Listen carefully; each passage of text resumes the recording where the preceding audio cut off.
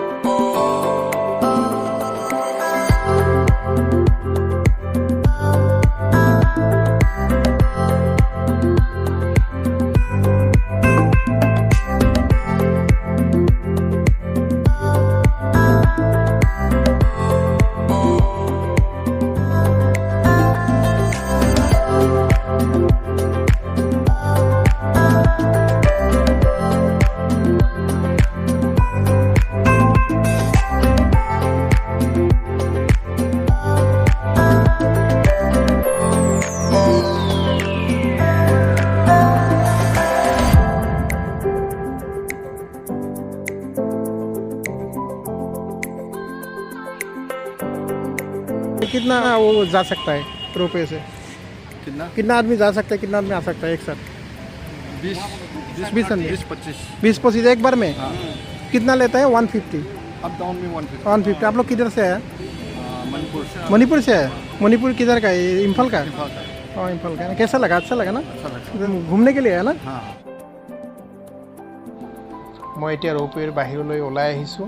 ভিডিঅ'টো ইমানতে সামৰণি মাৰিছোঁ আৰু আপোনালোকৰ যদি ভিডিঅ'টো চাই ভাল লাগিছে তেতিয়াহ'লে লাইক, শ্বেয়াৰ আৰু ছাবস্ক্ৰাইব কৰিবলৈ পাহৰি নাযাব।